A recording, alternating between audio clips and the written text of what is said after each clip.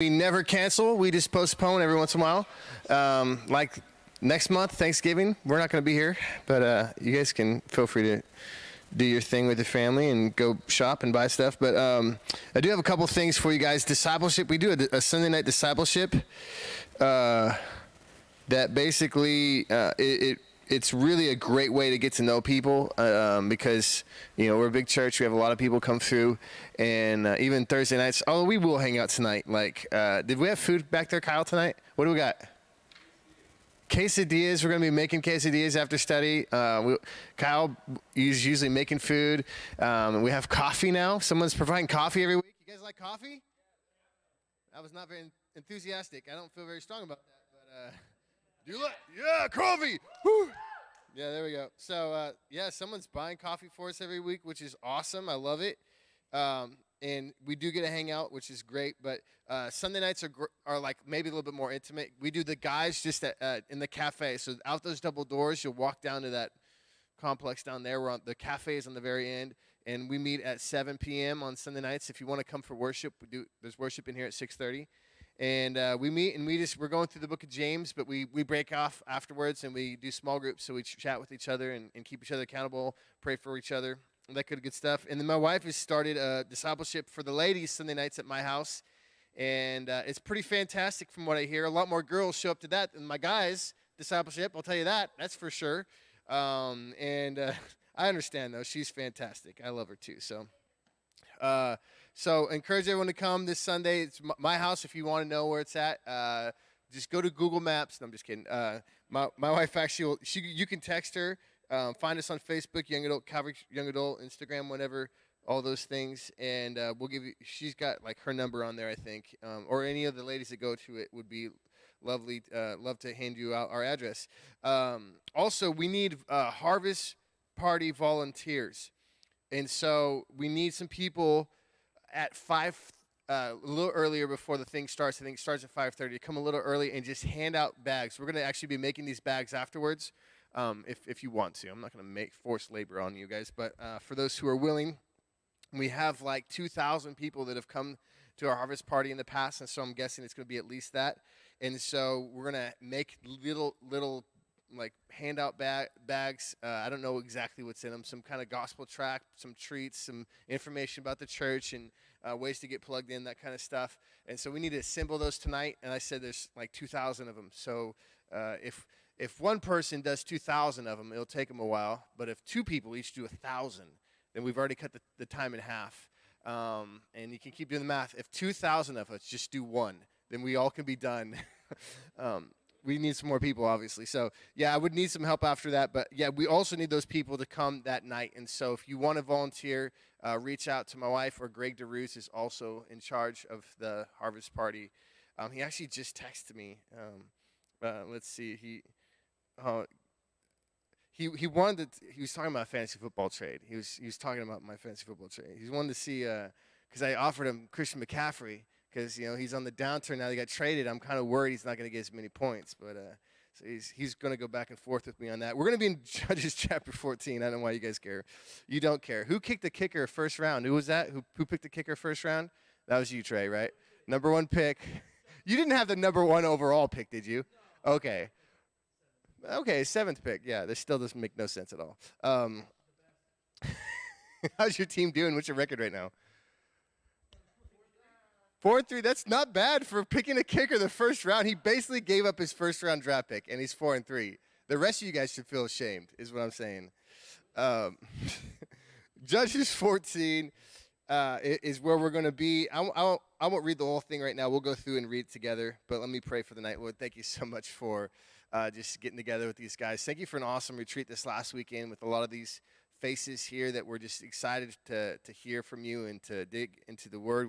We're in the same place tonight, Lord. There's nothing different. We're in a different location, but we're all here eager to hear from you, to hear from your word. And God, we just pray your spirit would speak to our hearts tonight and draw us into understanding of what the word says. And we ask this in your name. Amen. And I'm not going to do a recap of the whole book of Judges. We're in chapter 14. But I will say this, Samson, the character we're looking at, the last judge of Israel before Samuel, in the book of Samuel, the last judge in this book, he essentially embodies, his life kind of embodies what the whole book is kind of about. And what I mean by that is Samson is, I don't know, just such a unique character in that he does some great things and has great power and, does some amazing feats for the Lord, but is a complete hack and a fool and does some really dumb things at the same time. And what I mean by that, he embodies the book is you see that theme in the book of Judges where, the theme verse is there's no king in those days and everyone did what was right in their own eyes. You kind of see people just acting the fool, people doing dumb things, and there's some great victories and there's some great times where they relied upon God and they repented and they went back to following the Lord, and there was health and peace that followed that. But then you have some great failures and years where these people were enslaved to other nations because of their refusal to follow God. And you see with Samson, his story a couple weeks ago, we saw how even from birth, he was consecrated. He was set apart. His parents were actually told that he was going to be a Nazirite from birth. It's a vow that the Israelites would take, certain Israelites would take, and it involved 3 parts. And I'm going to remind you of these things often because they play out in his life very prominently. But the 3-part vow was no touching dead things. Okay, check. That one's pretty easy. No touching anything from the vine, like no drinking wine, no eating grapes, none of that thing. And then lastly, not cutting your hair. And that's probably the part of the vow we're most familiar with Samson because of his famous story where he gets his hair cut and loses his strength. But his vow was more than just his hair. It was his dedication, devotion to God. And so last time we looked at the very end verse of chapter 13. So the woman bore a son, verse 24, and called his name Samson. And the child grew, and the Lord blessed him, and the Spirit of the Lord began to move upon him at Mahanadan between Zor and Eshtaol. So that's your end of chapter 13. In verse 1 of chapter 14, it says, Now Samson went down to Timnah and saw a woman in Timnah of the daughters of the Philistines. So he went up and told his father and mother, saying, I have seen a woman in Timnah of the daughters of the Philistines. Now, therefore, get her for me as a wife. Timnah was a city, by the way, that had originally been given to the tribe of Judah. I don't know how it happened, but it essentially got passed to the tribe of Dan. But at this point, it's not even in the Israelite hands. It's in the Philistine hands. If you know anything about the history of the Philistines, these weren't good guys. They were a thorn in the side of Israel. And so it's not a place that you would want to go and look for a wife. It would be like, I'm going to go find me a wife in, the bars or a local dive or something. It's like, find people of that quality. You know where a good place to find a wife would be? Church. How about that? That's where you all should find wives, guys, as I'm saying. This is the place. But no, he went to Timnah, saw a woman, and based just upon her appearance, her outward expression of beauty, he longed to marry her. He didn't have a conversation with her. We know that because verse 7 says when he finally talked to her. He didn't even have a conversation with her. He's just like, I see this woman, and I must marry that woman. It's love at first sight, which you guys know is not a real thing. I hope you know this. It's a real thing in the movies, but it's not a real thing in life. You may like someone, you may be attracted to someone at first sight, but like love is devotion, love is time tested, love is a choice, and so you can't love someone in that sense in the first time you see him. And so he later on, again, verse 7, he actually talks with her. It says he went down and talked with the woman, and she pleased Samson well. He's like, I actually kind of like this chick. He's like, well, that's good. I'm glad, that she's not awful, that she's not a horrible human being that you desire to marry. And you could probably tell from just those two first verses that this is not going to end well for Samson. Like, this is not going to happen the way that he thinks it is, where they're just going to go off into the sunset riding on a horse or something. And like a train wreck, you can't look away when you see a train wreck. Supposedly, I've heard this. We're about to see the train wreck of Samson's marriage. It says, verse 3, Then his father and mother said to him, Is there no woman among the daughters of your brethren, or all my people, that you must go and get a wife from the uncircumcised Philistines? And Samson said to his father, Get her for me, for she pleases me well. But his father and mother did not know that it was of the Lord, that he was seeking an occasion. That's the Lord. The Lord was seeking an occasion to move against the Philistines. For at that time, the Philistines had dominion over Israel. Now, the Philistines, again, were a thorn in the side of Israel, sworn enemies of God's people. Y'all know this, but the Philistines are also famous for having a giant on their side during the time of David named Goliath. That's the same Philistines we're talking about here. And actually, it was interesting to me because I remember reading in the story of David and Goliath, David calls him an uncircumcised Philistine. And I was like, I wonder if that term is applied to a lot of different, pagan tribes. Like, do they call them the uncircumcised Ammonites or the uncircumcised, whatever? And what I found is it's not very common. It's almost exclusively used of the Philistines. That term uncircumcised is used to describe pagan nations, but never like with their name there. It'll just talk about how there's Gentiles, non-Jews out there, and they're uncircumcised. But with the Philistines, it's like these guys really are like super uncircumcised. And you're like, what are we talking about here? Like, I think what God is doing with this people specifically this people group, is He is emphasizing how uncircumcised they were, like how pagan they were, if that makes sense. They worshiped a deity named Dagon, and I just have to tell this has nothing to do with the Bible study, but we were at a pastor's retreat last week, and Pastor Mitch, one of our pastors here, is giving a study, and he's trying to reference one of the speakers who were speaking earlier in the day, and his name is Hagen. And he couldn't remember the guy's name. He goes, you know what that kid said this morning? And we're like, Hagen? He goes, Dagon? Yeah, Dagon. We're like, no, it's Hagen. He goes, no, it's Dagon. We're just going to go with Dagon now. He's Dagon. And so we just call that guy Dagon now. That's like his name forever. But Dagon was the sea god. If you guys remember, there's a story in Samuel that talks about this, but he had a fish body, and he had the head and hands of a man. He was a merman, is what he was. And this was the god that they worshipped. And, of course, the sign of circumcision given to the Israelites had to do with cutting away the flesh. And so perhaps this designation of uncircumcised Philistines had to do with sexual sin. I'm almost assured it had to do with sexual sin, as most pagan nations worship their gods through grotesque sexual activities. And, nothing Samson's parents would say to him would dissuade him. They're like, can't you find a wife among your, family? And he's not talking like his sister. He's just talking about like the tribes of Israel, like people who are of your nationality and heritage. And Samson says, essentially, she is right in my eyes. And that's literally what the Hebrew says there. She pleases me well. She is right in my eyes. Like, yeah, I like her. I like her a lot. Go get her for me and bring her to me. And they relent, and it says that basically it was God's plan all along, or at least that's what it looks like, right? Is because the passage makes it looks like that basically God had planned this from the foundations of the earth for Samson to go get a Philistine wife. Now, I don't think that was the case, specifically because you have passages over and over in the Old Testament talk about the fact these people weren't supposed to marry foreigners. And it had nothing to do with God as being racist. It had nothing to do with God, not caring for the nations around Israel. It had everything to do with God was doing something special with the nation of Israel to make them separate and different and distinct. So He could show the world His love and His kindness on these people. And also, when they disobeyed Him, the fact that He was real and you could see it and how they were disciplined. And so He didn't want their people group essentially to get diluted. And so with that, I think that God's plan for Samson was to not marry this woman. And my interpretation of verse 4 is actually that what's happening is that in spite of Samson's failure and his foolishness, God used this occasion to accomplish His will, which was to stop the Philistines from being in charge, essentially. It wasn't God's desire for Samson to marry a foreigner, but He used it for good, as He has that tendency to do that. At least He does in my life. I don't know if you've noticed that. And I'll come back to that point at the end, but God has a good way of changing the things that I've done that are dumb to make them turn out pretty good, and I'm very thankful for that. So verse 5, Samson went down to Timnah with his father and mother and came to the vineyards of Timnah. Now to his surprise, a young lion came roaring against him, and the Spirit of the Lord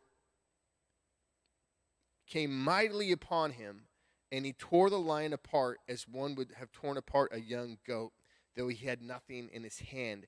But he did not tell his father and mother what he had done. Now, this is the first time I really noticed this part about having torn a lion apart like a young goat. I think it's supposed to make us feel like we get this, because we don't have any idea what tearing a young goat apart is like.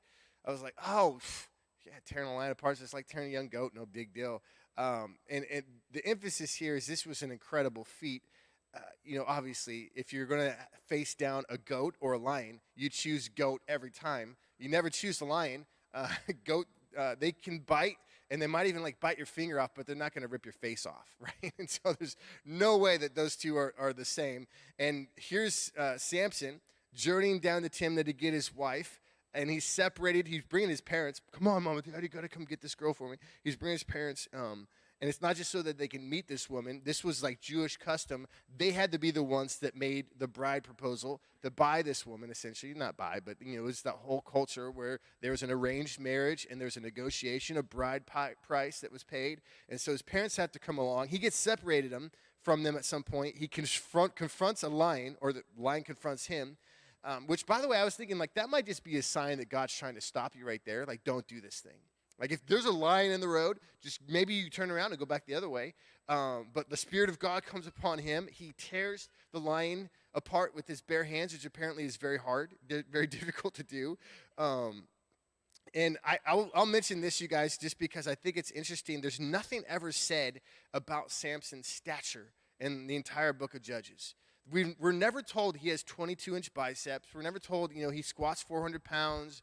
He's, 6 Guns McGee or something. And he's got a six-pack, whatever. I don't know. There's nothing said about his physical stature. And so when I picture Samson, I know you guys are probably thinking, like, muscles. I like to think of, like, Screech from Saved by the Bell or Urkel, Family Matters. Maybe you don't know who those people are, but you can Google it. Their shows when I was a child. And I like to think of, like, a nerdy, scrawny dude, and, like, the lion comes up, and he's like, I got this, cracks his knuckles and rips the lion apart. That's just me, but maybe it doesn't do it for you in the story. All I know is that Samson tore a lion apart, and he didn't tell his parents. Like, why wouldn't he tell his parents? If I tear a lion apart, I'm going to tell everyone on the planet I tore a lion apart. But he's like, I'm just going to keep this to myself. There's a reason for it, and I'll explain it in a moment. In verse 7, again, it says, then he went down and talked with the woman, and she pleased Samson. Again, I told you this is Samson's actual awkward first date. He hadn't actually talked to this woman. And he's like, hey, what do you think about getting married? And again, the arrangement was by their parents, which is why Samson had to bring him along in the first place. And it says, verse 8, after some time, when he returned to get her, he turned aside to see the carcass of the lion. And behold, a swarm of bees and honey were in the carcass of the lion. He took some of it in his hands and went along eating. And when he came to his father and mother, he gave some to them, and they also ate. But he did not tell them that he had taken the honey out of the carcass of a lion. Like, what is happening here? He tears the lion apart. He comes back by this lion. Now there's a beehive in the lion, and he goes and dips his hand in, gets some honey, eats some, takes it to his parents. Now, I told you at the very beginning that there's 3 parts to his vow. There's 3 parts. Number 1, just don't touch dead things. How hard is this? Why is this got to be so difficult? And here he is, after killing something, which, by the way, as soon as that thing was dead, he was touching a dead thing. And that's probably why he didn't tell his parents. He didn't want to tell them that he broke part of his vow. Then he comes back, seeing the dead thing that he caused and created to be dead, and now is like dipping his hand in that dead thing to get honey. And I'm going to come back to that idea there and the concept as well in a moment. But just, it's so messed up. And, like, again, he's already ruining his vow. If you looked at verse 5, you notice that he went down with his father and mother to the vineyards. Like, he's not supposed to touch grapes either. And so there's compromise there. In fact, we see this in the next verses. It says, verse 10, so his father went down to the woman, and Samson gave a feast there, for young men used to do so. And it happened when they saw him that they brought 30 companions to be with him. Then Samson said to them, let me pose a riddle to you. If you can correctly solve and explain it to me within the 7 days of the feast, then I will give you 30 linen garments and 30 changes of clothing. But if you cannot explain it to me, then you will give me 30 linen garments and 30 changes of clothing. And they said to him, pose your riddle that we may hear it. So he said to them, here's the riddle. Out of the eater came something sweet, or something to eat. Out of the strong came something sweet.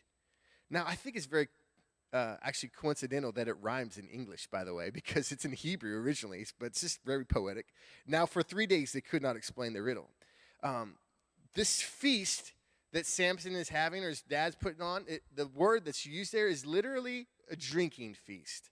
These guys are getting together essentially for what is an ancient bachelor party. Now, there's 2 interpretations here.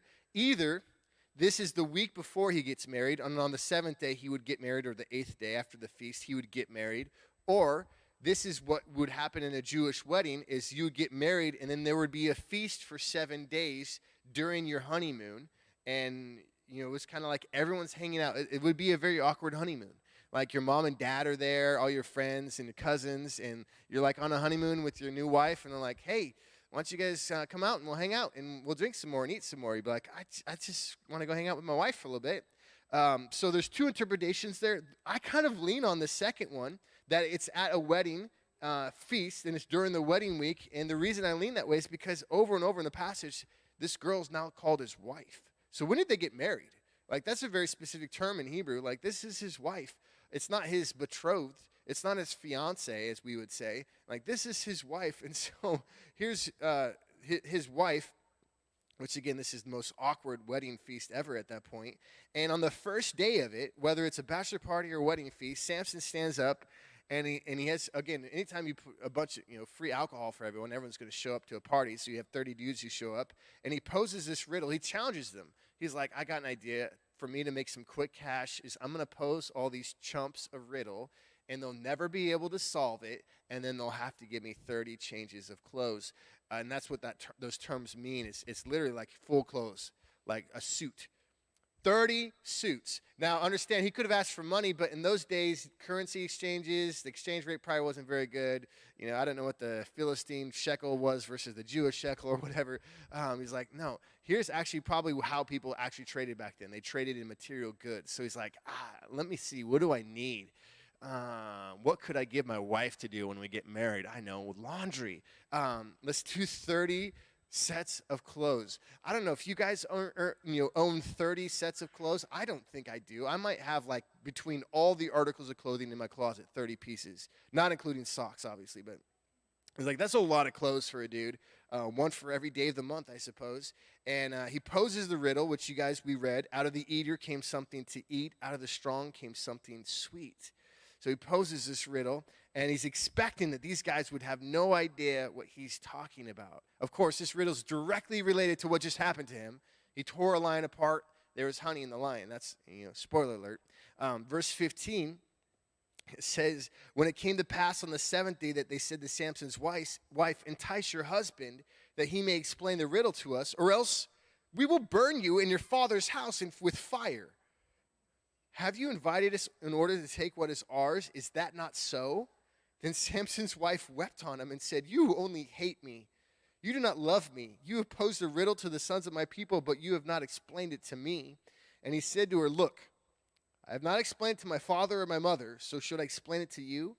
Now while she wept on him the 7 days while the feast lasted, and it happened on the seventh day that he told her because she pressed him so much. Then he explained the riddle to the sons of her people. And the timing of these events might seem a little fuzzy if you're paying attention there, because it looks like they don't ask her to give them the answer to the riddle till the seventh day.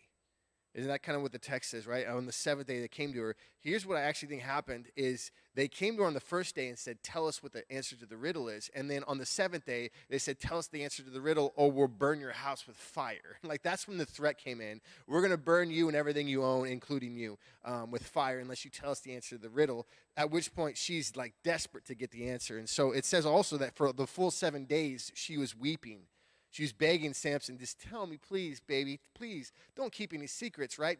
Marriage is built on a foundation of trust. We got to be able to trust each other with these things. And Samson's like, I haven't even told my parents. He hasn't told his parents because actually he didn't want to tell them that he broke his vow and dipped. They ate of that same honey. That was not cool, dude. Don't. If you go get something and it's really sweet and then you tell me later you got it out of the carcass of a dead thing, just don't tell me. I'd rather not know at all, right? And so his parents are like, just don't tell us. And so he's like, I haven't told my parents. And finally, she so digs in. She's so relenting that he eventually says, fine, I'll tell you, right? It reminded me of Proverbs 27:15, a continual dripping on a very rainy day and a contentious woman are alike. It's like if I could just nag him enough and grind him. He's like, fine, I'll tell you, woman. This is actually ongoing theme in Samson's life. If you know the story of Delilah, it's very similar to what happens later on in life. So foreshadowing here, some mistakes he makes. And so, verse 18, she told the people, so the men of the city said to him on the seventh day before the sun went down, they came up this on their own, what is sweeter than honey? And what is stronger than a lion?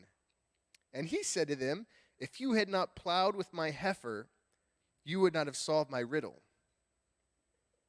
You guys, he's talking about his wife there. He calls his wife a cow. You know how that goes. If you not plowed with my heifer, yeah, it's not going to go good for him. And then the Spirit, verse 19, of the Lord came upon him mightily, and he went down to Ashkelon and killed 30 of their men, took their apparel, and gave the changes of clothing to those who explained the riddle. So his anger was aroused. He went back up to his father's house, and Samson's wife was given to his companion, who had been his best man. I didn't look up the term best man, by the way, in Hebrew, because I don't know if they have best men like we have best men. I guess they do. I kind of assumed it would be different, but he has someone in his wedding party who's considered his closest friend that he would esteem, the one who would give the speech, give the speech. And this is the guy who ends up taking his wife. The whole story is just a train wreck, right? Again, you don't call your wife a cow in any context ever, okay? I don't want to say that from experience because I will never call my wife a cow. It will never happen. I'm not that dumb. I promise you, it did not go well with Mrs. Sampson after that. But here's the crazy part about Samson is like the Spirit of God came upon him, and he went down to Ashkelon, and he killed 30 dudes, took their clothes, left them naked dead, and took the clothes back to those guys. Like the Spirit of God was with him in all this. And I'm like, what is happening? Like, why is God endorsing this psychopath? Like, he's going whole mad, and he's going crazy, and God's like, yeah, I endorse this guy. Like even to get him out of his own jam. Like he's put himself in the situation, and God's like, I'm the Spirit of the Lord, I'm going to help this guy out. Obviously, I don't think it has anything to do with Samson and how great he is. In fact, the end of the chapter ends with him abandoning his wife. That's what it says when he goes back to his father's house. He leaves her, and so that's why she's given to another man. He leaves her. And it looks like that's the end of the story, which kind of just leaves this awful taste in your mouth. And in chapter 15, we'll learn that's not the end of the story with his wife. But at the end of it, you're like, man, that's just awful. This is the worst. What can we learn from this? There are a few things. I think these are things that we can take to apply to our own life. Not always good examples, but there are some things in the story. The first exhortation I will give you, the encouragement I'll give you, if you're taking notes, beauty is passing quickly. Beauty is passing quickly. Now, I can't say this from a definitive stance of experience because my wife is gorgeous and we're almost 40. I think she's as beautiful as she was the day I met her, and she's not even in the room, so I don't have to say that. I just really believe it. But I promise you that it didn't, one of the things I hear and I see and I know is that you can't stay young and beautiful. It doesn't happen. And Samson's one metric, the one metric by which most men judge a woman is their looks. And that's the one of the metrics that Samson uses here. His main reason for getting married is this woman pleases me well. She looks good. Can you go fetch her for me? And I think if that's the foundation upon which your relationship's built, that's probably not going to be the best. What does Scripture say about this? Proverbs 31:30 says, "Charm is deceitful and beauty is passing." Beauty is passing, but a woman who fears the Lord, she shall be praised. Meaning the thing that we should look for most is often the thing we most often neglect.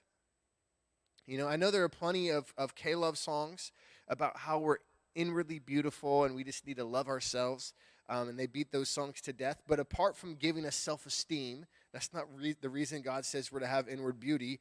The reason we're to have it is it's lasting. It's something that survives even when our flesh doesn't. It's something that isn't quite tangible. You can't quite always describe it with words. In fact, when Peter's speaking to the wives in his book, 1 Peter, his letter, he says, don't be concerned about outward beauty or fancy hairstyles, expensive jewelry, or beautiful clothes. You should clothe yourself instead with the beauty that comes from within, the unfading beauty of a gentle and quiet spirit, which is so precious to God. And it's not that you can't get your hair done did, girls. That's not what Peter's saying there. You can't dress up and look nice. He's saying that shouldn't be the emphasis.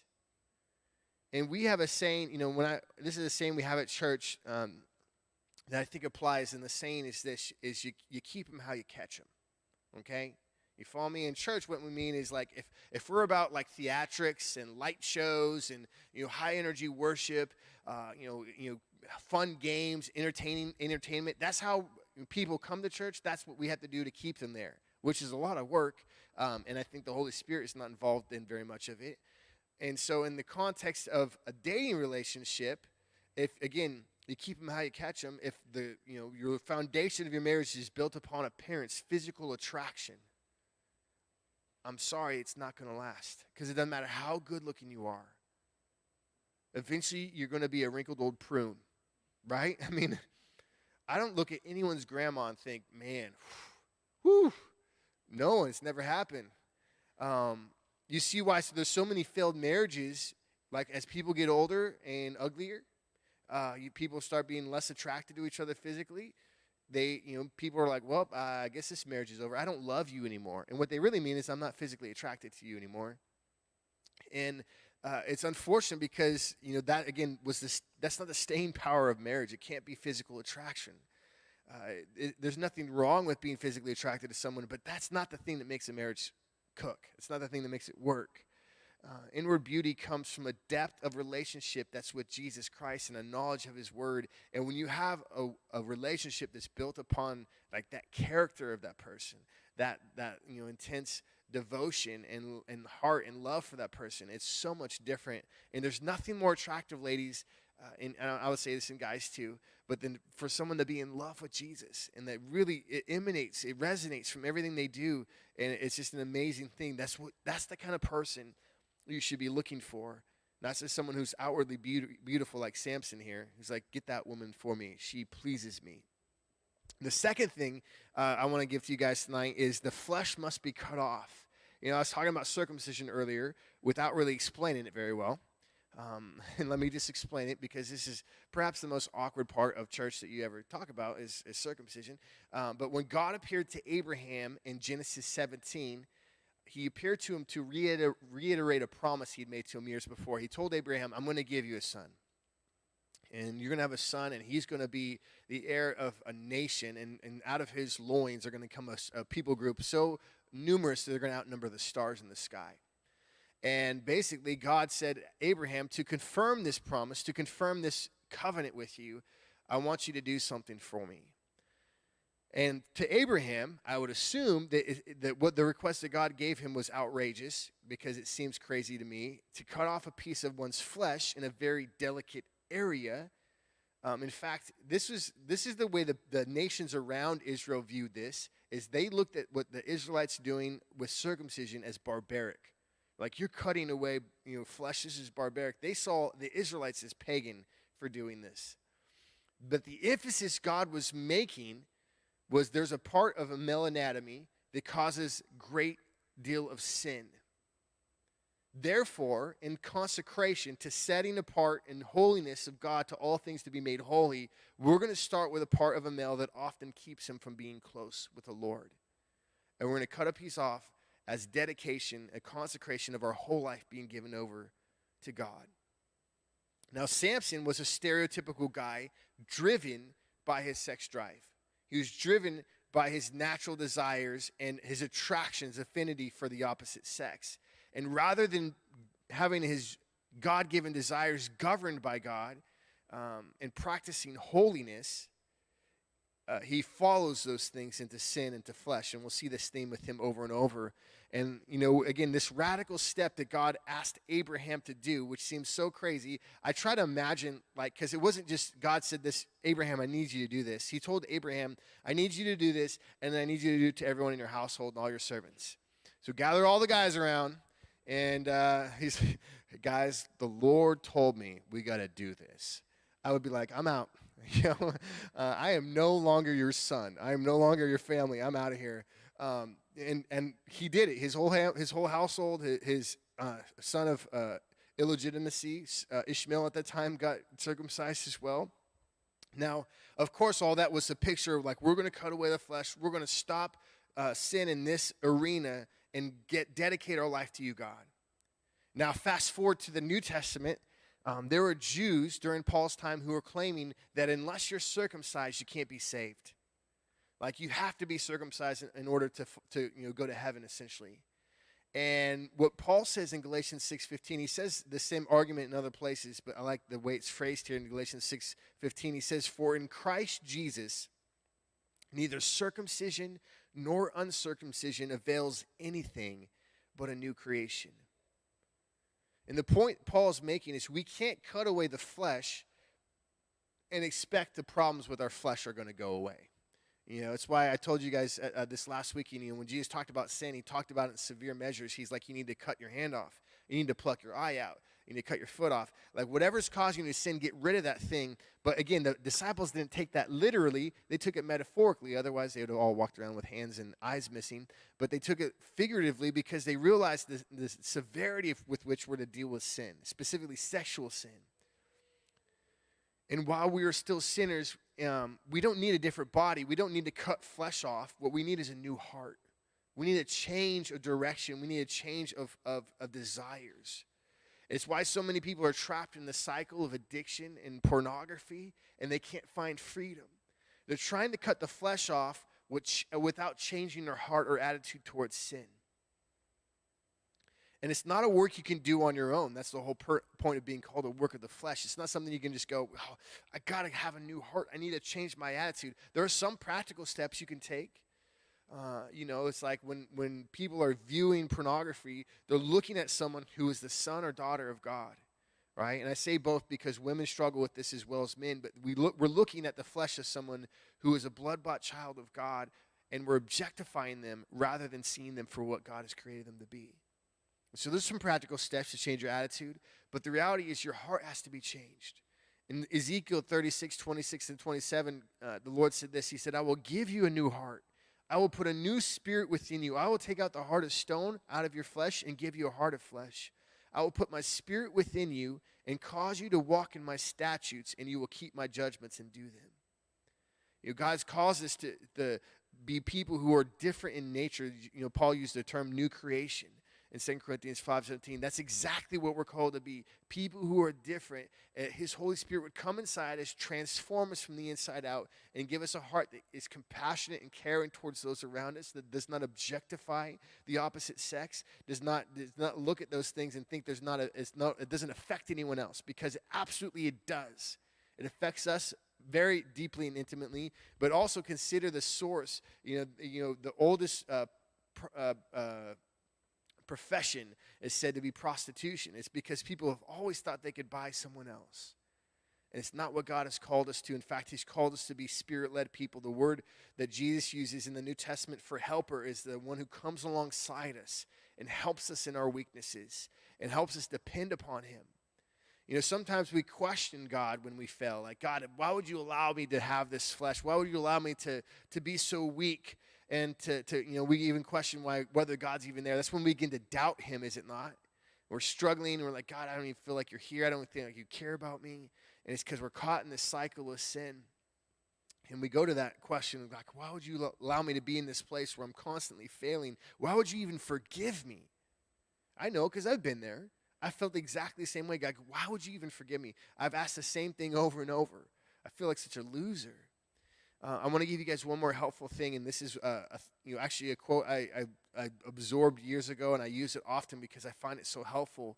It's from C.S. Lewis, and he says this: after each failure, ask forgiveness. Pick yourself up and try again. And that's very scriptural based. Proverbs says a righteous man may fall 7 times, yet he rises. Okay, so ask forgiveness, pick yourself up and try again. Very often what God is first helps us towards is not the virtue itself, but just this power of always trying again. For however important, and I put holiness, however important that virtue may be, this process trains us in habits of the soul which are more important still. It cures our illusions about ourselves and teaches us to depend upon God. We learn that on one hand, we cannot trust ourselves even in our best moments. And on the other hand, that we need not despair even in our worst, for our failures are forgiven. The only fatal thing is to sit down content with anything less than perfection. I love that. It's like it just speaks so powerfully to the need for us to continue on when we fail, to not give in, to not get discouraged, to seek forgiveness, seek restoration, to go, God, I want to make things right with you. I want to cut the flesh off, but it has to be done in my heart. That's what Paul talks about also in the New Testament. He's like, it's the circumcision of the heart that matters, not the flesh. And there needs to be a sense of urgency in our prayers and desperation. And when you have that kind of attitude towards God, he's going to meet you there. And then again, there's some practical things. We're at a pastor's conference, and when the pastors talked about rumble strips in your life, right? Having rumble strips. When you're on the highway and you don't want to fall asleep, it's good that the rumble strip is there. You drift off. Sometimes you do it just to annoy your wife and wake your kids up. But it's like those things are to keep you from getting off the road. And there are things in your life you can do the same exact thing, things that will keep you, whether it's accountability, whether it's having some layers that you have to go through to get to that sin. Whatever it is, there are things you can do that are very practical and helpful, but eventually it has to be a matter of the heart. It has to be a work of God in your heart. Is that helpful? Number 3 is this. God has a way of turning our stupid into good. I think, doesn't he? He's like, that's the theme I saw with Samson in this chapter and a lot of places as we'll read. And probably most people in this room can agree and attest to that. Like, God, you've done something stupid and God yet still used you and is still in turn good. Samson, again, goes Hulk mode on Ashkelon you get to 30 garments with the Spirit of the Lord. And I don't think the Spirit of the Lord was in that, but I suppose that maybe Ashkelon was the enemies of God or something. So he's like, well, I might as well wipe these people out. Earlier in the passage, when God used Samson's unholy union to attack the Philistines, like that's what God says again. Remember in verse 4, his father and mother did not know that it was of the Lord, that God was seeking an occasion to move against the Philistines. Like Samson was going down, he's resolved that he's going to get a woman from the Philistines, that he's going to get marriage from this place called Timnah of the Philistines. And so God's like, well, I guess I can use that. It's like, I guess I can make things happen. Sometimes we're in those situations where we do something stupid and we want to blame God when it goes sideways. Don't be upset at God for your mistakes. Let me just put that out there. But I can say this. Be thankful when he redeems your stupid.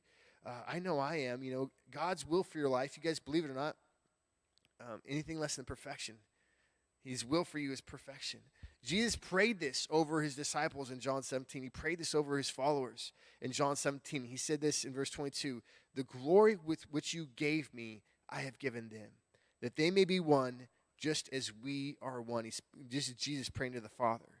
He says, I in them and you in me, that they may be made perfect in one, that the world may know that you have sent me and have loved them as you love me. And yet God knows we're stupid, right? You're not going to be perfect, but that should not dissuade you from the plan that God has for you. And so God's redemption enters in this process of redemption, which God is working in various parts of our lives at various times. It's meant to keep us close to him. It's meant to keep us humble, grateful, not that we don't rely upon our own strength. Samson's failure, we're going to see, is that he thought he could do things without the strength and power of God. And for now, we can just praise God in the stupid. I was thinking, like, we don't sing that in worship songs, but we should. That should be a worship song. God, we praise you in the stupid right now, Lord. In the things that we do that are so foolish and so idiotic, and yet you somehow redeem, you make them good, or at least you cover them with the multitude of your mercies, God. Thank you for that. Number 4, we're almost done. This one seems obvious, but don't touch dead things. It's very practical. Even if it tastes sweet, even if it's, again, I don't make a habit of touching dead things. I try to avoid it at all costs, honestly. And I definitely, honestly, I would never think, if I saw a beehive and a dead lion carcass, I'm never thinking, man, I really want the honey. That looks so yummy right now. I would probably, again, run the other way, even with a dead lion there. I would be like, bees, run, bees. They're just as deadly. They kill more people each year than lions do. I would have some statistic to back that up. But you see the illustration so clearly, no matter how sweet the honey, it's not worth defilement. I want to flip an earlier point I made about passing beauty. And I was speaking to the ladies in here not to be so outward focused, but guys, don't chase after that passing beauty either. No matter how sweet it looks, it's deceptive. It's deceptive. And there's Proverbs full of, there's passages in Proverbs full about, talking about the adulterous woman and her lures, the way she traps you. One of them is Proverbs 5:3. It says, for the lips of an immoral woman drip honey. Like, that's wow. That couldn't be more on the spot. Her mouth is smoother than oil. The lips of an immoral woman drip honey. And it's the idea that it looks like something that's so sweet. Like, oh, that thing that I want. And sometimes, again, it's not a person, it's an object, it's a picture or something, an image. You're chasing after that momentary pleasure, that momentary fill. And what most of you guys are looking for in a relationship, I would hope that if you're here, that you're looking for something that's actually going to last.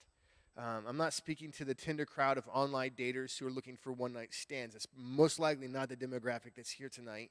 I would hope not. But most of you guys are at the very least wanting to desire godliness. And with that, let me assure you the blessings of finding a good wife. Guys, I'm speaking to just the dudes right now. The blessings of finding a good wife. Proverbs, I'm going to read you a few Proverbs 12:4. An excellent wife is the crown of her husband, but she who causes shame is like rottenness in his bones. He who finds a wife finds a good thing and obtains favor from the Lord. Who can find a virtuous wife? Proverbs 31:10. For her worth is far above rubies. Every married guy in here right now should be saying, amen, right? Guys? Yeah, there you go. That's better. I covered you. I got your back, boys. That should be your desire, a virtuous wife so valuable you can't even know. Her worth is far beyond precious money or gifts. And you wear that girl like a crown, and I'm not saying you display her as an object, but you adorn her as a gift. You're so blessed by how good she is to you. And if you're not praying for your wife right now, single guys, I'm talking to you, and married guys, you should also be praying for your wife, I suppose. If you're not praying for your wife, it's time to start praying for her. And likewise, ladies, if you're not praying for a godly man to marry, you're not going to get one. They still exist out there. There are godly guys, like one or two of them. They're still out there somewhere. You can find them. Just be patient. Last point, and I'll get you guys out of here. Consecration without communion, no bueno. I don't know how else to say it. I'm going to come back to this theme with Samson because this is something that you see over and over in his life. That just because you have the anointing from God doesn't mean you're close to him. Doesn't mean you have that oneness. That's what communion is, that tightness with him. One of the glaring absences we see in Samson's life are things like, the mention of the words prayer or worship. There's nothing ever said about, actually the only time that Samson prays, you remember this, was when he's between two pillars, he's blinded, and he says, Lord, give me strength one more time to tear this building down. That's the only time you ever see this guy pray. He's a guy who probably, more than any ruler in Israel's history, had potential to do amazing things. Seriously, you look at this guy and the way that God used him and some of the few things he did do for him, and you're like, wow, God, he could have wiped out all the nations around him by himself. That's the way this guy had talent. This is the greatness, this potential he had that mostly was squandered and wasted. Instead, we're left with a man in rage, acting like a fool, having to save his own hide. It's an unfortunate place to be, completely capable but independent, gifted but completely alone. There's no communion there.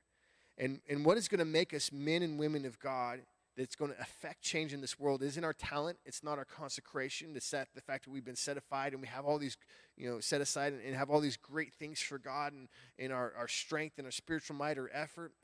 What sets us apart is our closeness to him, our affection for God, our affinity for him. For all that Samson had, what he lacked was a heart for God, which is a grave warning to us here tonight because, it's like not about what we can do for God. Sometimes that we're like, what can we do for you, Lord? Like, how can we make this right? That's the wrong mentality. What we should be thinking is, how close can we get to you, Lord? How do we stay close to you? If your emphasis is to do great things for Jesus, but you don't actually desire him, you're missing the point. And let's not be Samsons for Christ. Mighty warriors defending ourselves from ourselves, doing stupid things and asking for God to fix those things. But I think of men like Moses and David and Daniel who sought God, who seriously were intentional about being in his presence. And then we can pray things like David did in Psalm 119. He said this, with my whole heart I have sought you. Oh, let me not wander from your commandments. Those things go hand in hand. God, we seek you with all of our heart. And that sets us apart. That makes us different. Let me pray for you guys. Lord, thank you so much for your word. Thank you for the story we have before us, Lord, of failure and redemption. It's our story in a lot of ways, God, where we screw up and mess up, and yet you come back through and save us, God. Thank you for that. Thank you for your mercies, who are new every day. Your compassions fail not. Lord, I pray for those who are struggling here tonight. I know probably hit a nerve with a few people, or more than a few, who have been just in that cycle of sin, face down, struggling, desiring freedom, desiring to move on, Lord, but just unable and incapable because much of it has been a work of the flesh. It's been a work of their own might and their own strength, God. And we're to come before you completely broken and humiliated. And actually, your word, Jesus said, the fall on the rock can be broken, or the rock will fall on us and crush us to powder. And one way or another, you're going to get us to that point, God. But I hope it's the former, Lord, that we fall on the rock willingly, that we come before you in brokenness and ask for you to take control, ask for your strength, and then take practical steps to get there, Lord. Or, God, if you will, if there are people who need a more intense life lesson, God, you'd crush us to powder. If that's what it takes, Lord, whatever it takes to keep us close to you, get us close to you. Lord, just pray you bring us to that point where we're just dependent upon you, where we desire you in all that we're doing, Lord, and that you just help us to stay close, Lord. That's what we're here for. Thank you for these guys. Just pray you bless their fellowship tonight, the time we have hanging out, making bags for Halloween, or just having conversation, Lord, all these things. We just want it to be something that is welcoming and sweet and inviting, Lord, because you're here. So we ask this in your name. Amen. And bless quesadillas. Those should be blessed too. So if you want, we'll start in a few minutes. I don't know if my wife left anyone.